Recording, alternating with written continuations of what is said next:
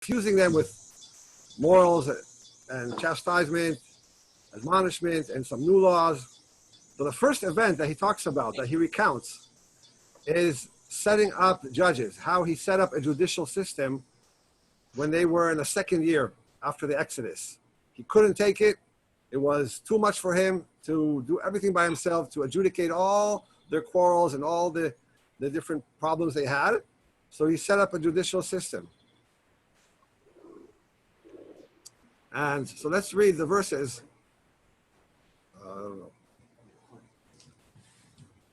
Oh yeah, it's starting to record. Yeah. Okay.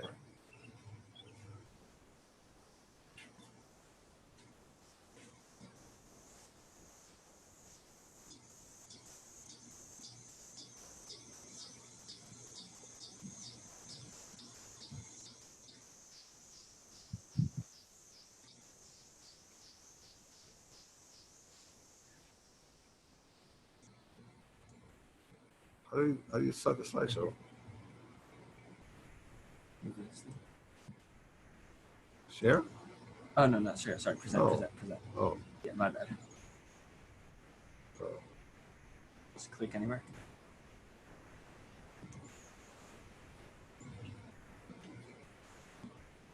Do you see the title, Moses appointing judges? Yes. Yes. Okay. So first of all, let's read. Do you see the next title, How Moses Set Up a Judicial System?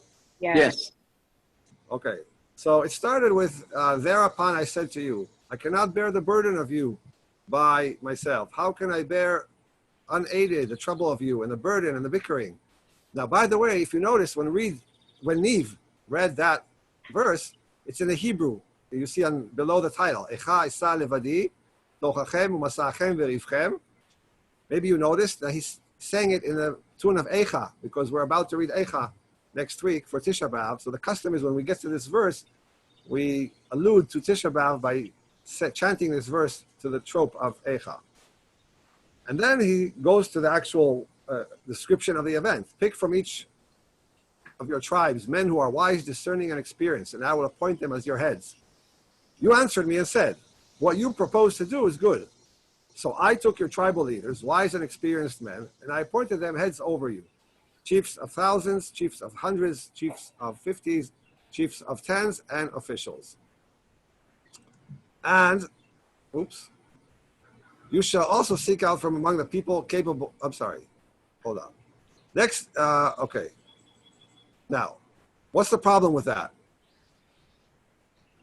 Who can tell me what bothers you with this description?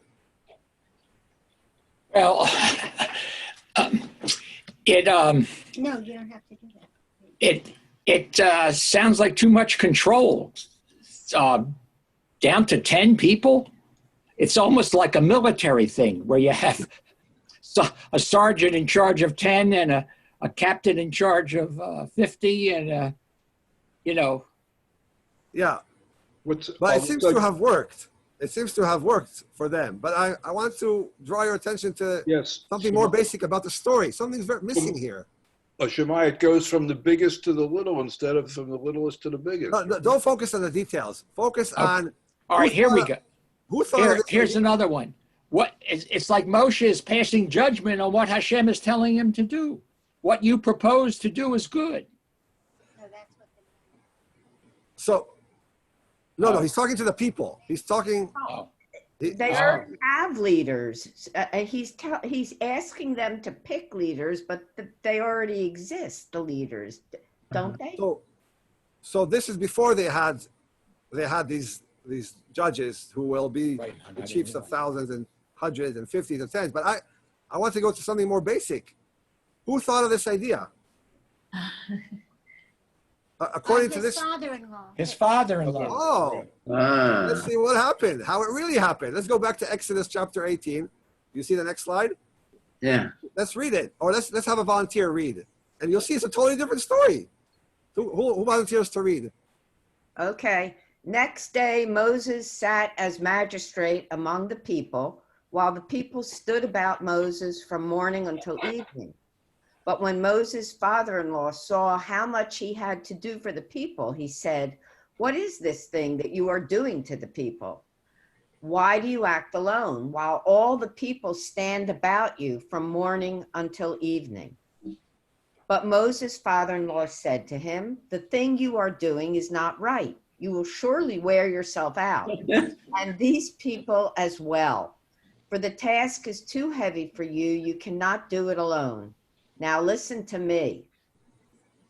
Comes the punchline. Keep going. Okay. You shall also seek out from among all the people capable men who fear God, trustworthy men who spurn ill-gotten gain. Set these over them as chiefs of thousands, hundreds, fifties, and tens, and let them judge the people at all times. Have them bring every major dispute to you, but let them decide every minor dispute. You cannot do it all alone. Make it easier for yourself by letting them share the burden with you.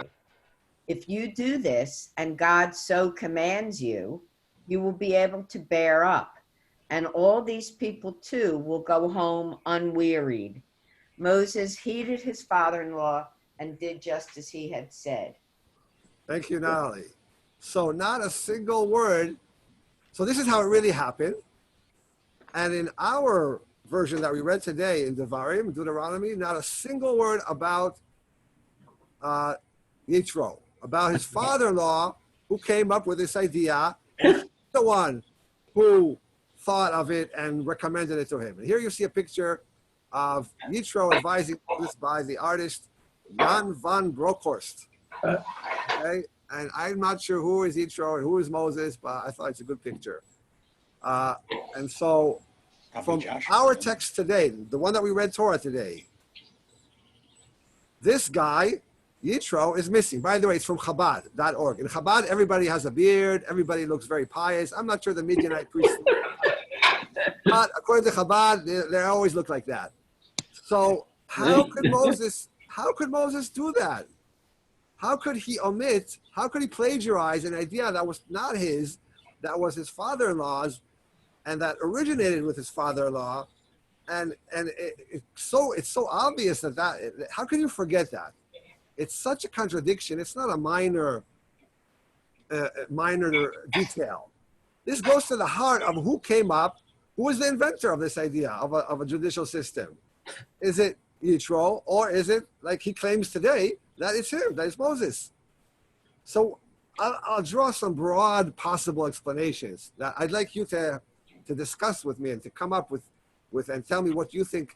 How would you explain it? So we could say that, wait a minute, are we talking about two separate events, or the same event, or two separate events?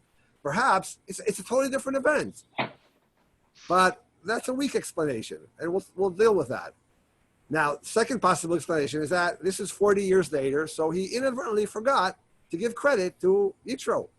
And, maybe it's amnesia. He's growing old, and he's forgetting some details. Or the third possible explanation, we could say there's a purposeful omission here.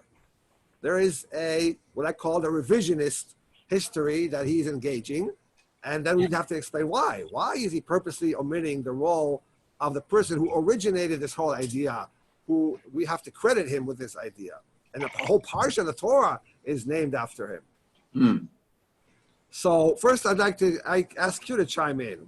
From all these possible explanations, what would you think? What do you suggest? This is Joan Eisenberg. I have a possible explanation. We have in our system of government a president of the United States. I'm not talking necessarily about this president or the last president or the president before or some president in the future, but all presidents, when they talk to the people about a decision that has been made and that they are talking about, they don't say that the guy sitting as a assistant of such and such gave me this idea, and now I'm telling you. If they like the idea, they take it upon themselves and they make it, as far as the people are concerned, their idea. Interesting. I like that explanation.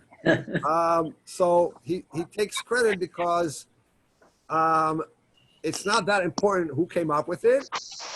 It's important how he implemented it. Okay. But isn't So let's go back. Yeah. Anybody want to reply to that? well, no, I agree with Jim, but I also want to say where you read about what Yitro advised Moses, I thought he said with I'm not saying exactly, but basically with God's, if it's with God's blessing, you should do Yes. this. Yeah. So it may be that, Moses discussed this with God before he put it out there as well. So you're going in the direction of both of them, basically. Both of them are the authors of this idea, the inventors, the people who, both of them. Yet you still have difficulty, and I want to play devil's advocate here with every possible explanation that you're going to raise. He totally omits him. It would take him 3 words to give credit to the other person who was involved, his father-in-law, his own father-in-law, right? To say Vayomer Yitro. That's 2 words, actually. 2 words. That's all it would take to be honest, to not plagiarize something, even if it was a joint decision or a joint operation, right? Clearly, the Torah gives a whole chapter how there was a whole discussion about this is not some trivial matter. We read that. We can go back. I don't want to go back, but we read how Yitro came to Moses. You can't do this. You can't bear this. You're ruining yourself and you're ruining the people. They're not going to get fair judgment. Then Moses says, "But what can I do? I can." And then Yitro writes. There's a whole back and forth there, a whole colloquy between them. How can you just eliminate all that and pretend it's all your own idea? Well, I mean, Yitro is a Midianite, and I think it has Right. to do with that. I mean, here is the system that the Jews are going to have to take with them, and in order to be authoritative, I mean, why would the Jews say, "Oh, this is some foreign thing. What do I have to do it for?" But if it's homegrown by Moshe, it's a different story. Interesting. So I want to touch upon that later, upon what you said, that Midianites are also a very big problem for them now, as they had just fought a war with them. So I'm going to get to that. I'm going to take that explanation even a little bit further. So I want to go back to what I call explanation number 2. He's old, he forgets things. The problem with that, he gives a whole speech where he recounts not just this event. He recounts the sin of the golden calf. He recounts the spies. He recounts, and he goes into all these details. So he's very sharp. He remembers things. You can't say now that he's become, he's suffering from amnesia. Plus, he forgot such a basic thing. Can you forget who invented famous objects or phenomena? I want to show you a picture of 2 people. Who are these people? Probably Sacco and Vanzetti. They invented something very important that you've all been on. You come and take my Yeah, whoever said it, I didn't hear, but yes, Orville and Wilbur, right. So why am I bringing up these pictures? Here's a better picture where with their, Yeah, that's a better picture. There you go. Now ask the question. okay? Okay, and why am I bringing this up? Because even you guys, when we all get 40 years from now, and I wish everybody a long life, and we start to forget things, and we don't remember, and maybe when we don't recognize some of our own families, I don't think any one of us will say to our children, grandchildren, when I invented the airplane, it was such an amazing invention, and it did this, right? It's just not possible that we will suddenly take credit for something what everybody knows it's not ours. Yeah, we fly on airplanes. Yeah, we use them all the time. But it just strikes me as this is the equivalent of what he's doing, right? He takes something totally not his, that came from someone else and claiming it's his own. So I just wanted to highlight the problem here and say it doesn't strike me as someone, even someone suffering from old age and from amnesia would do this. So let's go on to the next explanation. I call this, is it a matter of ego? So in Bamidbar, in Parshat Even generals do that. Yes. Parshat Baalotcha, we have a small story in Parshat Balotcha where Moses asks Yitro to stay with them. I'm going to read verse 29. Moses said, by the way, he had another name, Chovav. Another name. So he said to Chovav, which is Yitro, the Midianite, Moses' father-in-law, we are setting out for the place. Come with us and we will be generous with you. I will not go, he replied to him, but return to my native land. Moses said, please do not leave us, and you can be our guide. So if you come with us, we will extend to you the same bounty. The word in Hebrew is tov, tov she'asa Hashem anu, that the Lord grants us, and we will grant it to you. What happens next? It's unclear. The story ends there. But Yitro is not mentioned again. So he probably went back and did not agree to Moses' plea. So now, here's what I'm asking you. Moses feels slated. Slated or slighted? How do you say it? Slighted. Slighted.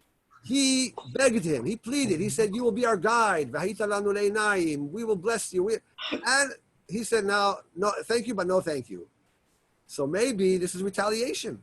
Okay, you don't want to come with us and share our destiny with us? Guess what? I'm leaving you out of this whole story. And you will say, well, why do political leaders have such egos? So I want to give you a story from a similar incident in modern Israel. Yes, definitely political leaders have, not current. I'm not going to get into current politics.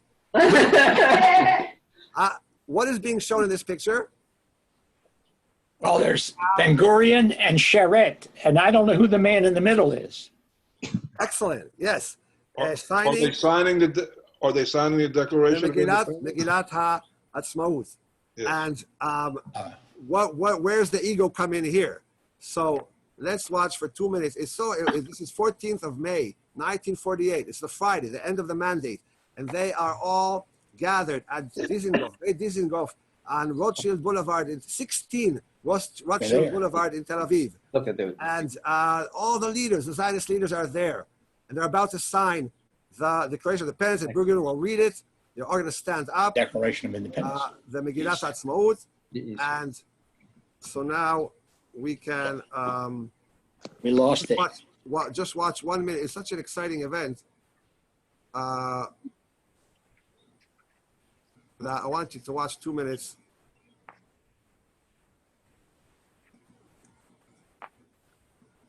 Wait.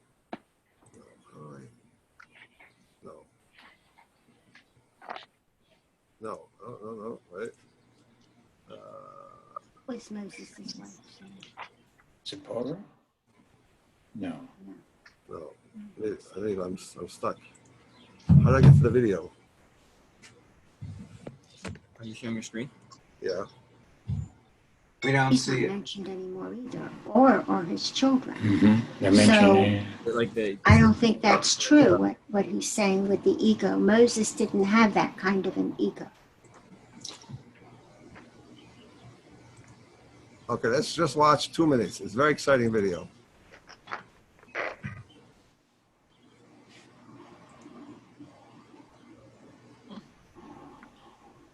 בת ישראל, אשר אושרה בקריאה ראשונה על ידי מועצת העם. בארץ ישראל קם העם היהודי, בה עוצבה דמותו הרוחנית, הדתית והמדינית, בה חי חיי קוממיות ממלכתית, בה יצר נכסי תרבות לאומיים וכלל אנושיים, והוריש לעולם כולו את ספר הספרים הנצחי. לאחר שהוגלה העם מארצו בכוח הזרוע, שמר לו אמונים בכל ארצות פזוריו, ולא חדל מתפילה ומתקווה לשוב לארצו ולחדש בתוכה את חירותו המדינית. מתוך... Oh, how do I stop it? Oh, that's not it. Okay. Wait, how do I? Okay. So a very exciting moment in the history of the state of Israel, the formation of the state, the announcement. Then they all sit there and they sign the document. And no, I'm missing my, oh. Right? No. Yeah, but Shamai, I'm going to say I'm with Joan here. I mean, if she had mentioned his father-in-law as the author of it, it would diminish it. And you said they were having trouble with the midnights anyway. So I think it was the right way to present it. Go back. How do you go back? And I have to add something else. Moses's wife, on the way when he was first going to Egypt to talk to the Jewish people and tell them that God has sent him, she had a very important part. She circumcised his son. I mean, she was like the whole thing there. And he was dying, and when she circumcised his son, he gets his health back. And then Miriam talked against her, and then she disappears, along with his children. You don't hear about them anymore. I don't think that Moses had that kind of an ego. I think maybe these guys that you're showing, maybe they did, but I don't think that Moses did. Okay, that's a valid explanation. I want to go back to the idea of the ego, of political leaders doing questionable things, not questionable, but very, okay, so here are the signatures on the Declaration of Independence. And if you look closely at the column, right-hand column, the bottom of the right-hand column, do you see a space? Yes. Right? You see a space between the last name and then the one before that.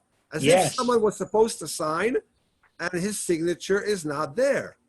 So let's see what is going on here. Yeah. So here are the signers in their print name, in the printed version. David Ben First Gurion. is David Ben Gurion, Daniel Oster, Mordechai Beto. What do you see here? You see that it's alphabetically organized by the last name, right? Oster, and then Bentov, and then Ben Zvi, and then Berlin, right? And it goes, and then Bernstein, so Betz, and then Gold, and then etc. Then there's a missing signature, and then it continues with Meir, Vilner, Zerach, Varaptig. So now you would say, wait a minute, Ben Gurion, why is he before the Aleph? He starts with Bet, his last name. So they said, well, he was the Yoshev Rosh Moetzet Ha'am, he was the chairman of the Zionist, the People's Assembly, and became the first prime minister. So they gave him the kavod of being first, and then the rest were alphabetically ordered. So what happened? This person, Chaim Weizmann, the first president of Israel, very instrumental, critical for the whole Zionist endeavor. His signature was supposed to be there, right? It's just before the Vav, if you saw, right? So Weizmann. So why didn't he sign? It's a mystery. And I want to separate fact from fiction, or fact from opinion. Let's talk about two facts that are undeniable. On that Friday, in May 14, 1948, he was in the US. He was lobbying Truman and meeting with congressional leaders, and he's actually credited with getting the United States to support the establishment of the state, because Truman was initially against it. He said, wait, it's not the time. So he wasn't there physically. But the other incontrovertible fact is that the space was left for him. You saw it with your own eyes, right? There was a space there, and many signed later, because not all of them came to that room. Some were unable to come to that historic meeting, okay? So why didn't he sign when he came back? So now there's several theories, and here's a theory that my father, Alav Shalom, told me, and I've read it online. It's called the ego theory. He said, wait a minute. Just like Ben Gurion got his first, to be the first signature, even though he's not alphabetically in that, that's not the right place for him alphabetically, I should also be the first. And if I'm not the first, then forget it. Don't mention me at all. I'm out of here. I'm not signing. And I don't know enough about Weizmann. I'm not a researcher to know that that would fit his character. So I'll just say that caveat. But, you know, that just shows us that ego does cause leaders to act in very strange ways. I mean, how can you forego the opportunity to sign such a historic document, right? This is a watershed moment in the history of the Jewish people. This is like, and you say, and you go and become so petty. No, I want to be first. I don't want to be sixth, you know, with the vavs. To me, I don't know, maybe it sounds so petty, but guess what? So, you know, leaders are like that. There are some leaders, and it causes them to do strange things. So I'm saying maybe that's what's going on here with Moses, and he got offended by Yitro, and he's retaliating by being petty and not mentioning him. Now I want to get back, finally, just one more minute about what you guys have said. Who mentioned the Midianites? Known originally. Yeah, she mentioned it, right? So I want to take that, you know, basically they just fought a brutal, savage war against Midian. It was very, very savage. They were told to kill men, women, and children. Any woman who had sexual relations, she has to be killed because, you know, the Israelis sinned. They went with those girls, and then they worshipped idols. So today we would say that's war crimes. It's very, very brutal and savage. Just to read about it, it just causes me really it upsets me just to read that part. It was in last week's, in Matot Maseh. It was in Matot, this whole description. And when Moses wants to leave some of them alive, God tells him, no, you have to kill all of them. Okay, so maybe a result of such brutality, when everyone is fair game, is you get this mindset that there's no good Midianite, right? Because I just killed children and women.